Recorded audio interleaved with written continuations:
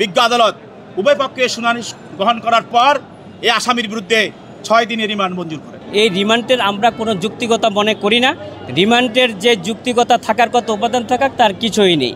আমরা এই রিমান্ডে আমরা সন্তুষ্ট না।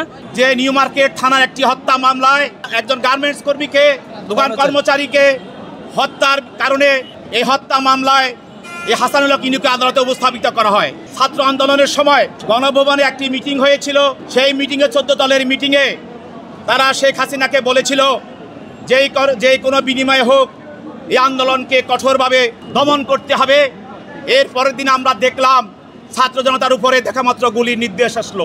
তাই এই হত্যার ষড়যন্ত্র, পরিকল্পনা এবং মদতদাতা সরাসরি এবং নির্দেশদাতা হিসাবে রাশেদ খান মেনন এবং হাসানুল হক ইনুকে এই মামলা, দুটি মামলা সম্পৃক্ত করা হয়। উনি অন্য একটা মামলায় রিমান্ডে থাকাকালীন অবস্থায় আজকে আদাবর থানার মামলায় ওনাকে সোনেরের দেখিয়ে আয়ুষ সাহেব 10 দিনের রিমান্ড চেয়েছে। যমুনা রেফ্রিজারেটর, খাবার ফ্রেশ তো লাইফ জম্পেশ।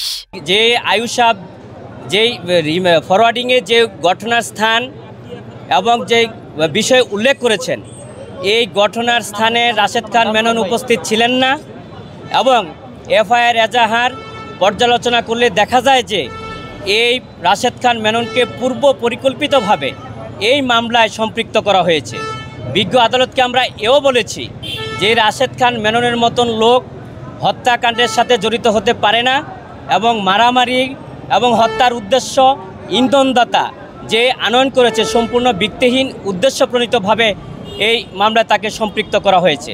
আজকে হাসানুল হক ইনুকে নিউ মার্কেট থানায় মামলায় হত্যার সঙ্গে প্রাথমিক তদন্তে জড়িত থাকার প্রমাণ পাওয়ার কারণে তাকে আদালতে উপস্থাপন করা হয়।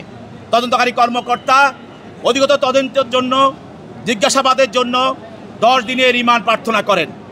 আসামি পক্ষে আইনজীবী ওকালতনামা দিয়ে দরখাস্ত দিয়ে হাসানুল হক ইনুর পক্ষে তাদের রিমান্ড বাতিলপূর্বক জামিনে প্রার্থনা করেন।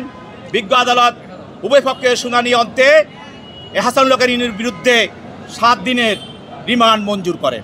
অপর একটি মামলায় এই রাশেদ খান মেননকে এই আদাবর থানা মামলায় আজকে সৌনারেজ দেখানো হয় এবং এই মামলায় গার্মেন্টস কর্মী রুবেলকে হত্যা করা হয় এবং এই হত্যার পিছনে রাশেদ খান মেনন জড়িত এবং পরিকল্পনার সঙ্গে সে জড়িত, ষড়যন্ত্রের সঙ্গে জড়িত।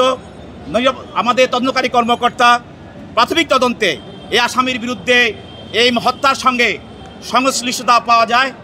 তার কারণে আরও অধিকতর তদন্তের জন্য এবং এই হত্যার সঙ্গে কারা কারা জড়িত সেটাকে বের করার জন্য এবং ঘটনা আরও উদ্ঘাটিত করার জন্য 10 দিনের রিমান্ড প্রার্থনা করেন। আসামি পক্ষে ওকালতনামা দিয়ে এবং দরখাস্ত দিয়ে রিমান্ড বাতিলপূর্বক জামিন শুনানি করেন। বিজ্ঞ আদালত উভয় পক্ষের শুনানি গ্রহণ করার পর এই আসামির বিরুদ্ধে 6 দিনের রিমান্ড মঞ্জুর করেন।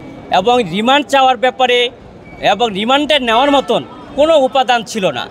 তারপর বিজ্ঞ আদালত অত্যন্ত মনোযোগ সহকারে, ধৈর্য সহকারে আমার বক্তব্য শুনেছেন। উনি শোনার পরে পরবর্তীতে উনি 10 দিনের রিমান্ডের 7 দিন রিমান্ড মঞ্জুর করেছেন। আমরা বিজ্ঞ আদালতে বলেছি যে উনি শারীরিকভাবে অসুস্থ, ওনার জিজ্ঞাসাবাদে যাতে সতর্কতা অবলম্বন করা হয়েছে।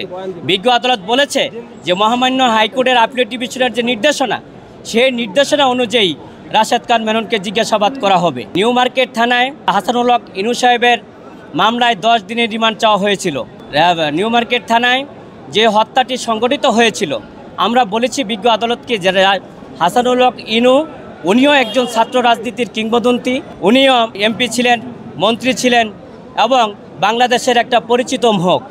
ওনাকে যে এই মামলায় গ্রেপ্তার দেখিয়ে 10 দিন রিমান্ড চাওয়া হয়েছিল, কিন্তু এজাহার এফআইআর পর্যালোচনা করলে দেখা যায় এই ঘটনার সময় উনি উপস্থিত ছিলেন না এবং ঘটনা সম্পর্কে উনি অবগতও নন, কিন্তু পূর্ব পরিকল্পিতভাবে হয়রানি বা উদ্দেশ্যমূলকভাবে এই মামলা তাকে সম্পৃক্ত করে 10 দিনের রিমান্ড চাওয়া হয়েছিল। বিজ্ঞ আদালত 10 দিনের রিমান্ডে উনি 7 দিন মঞ্জুর করেছেন।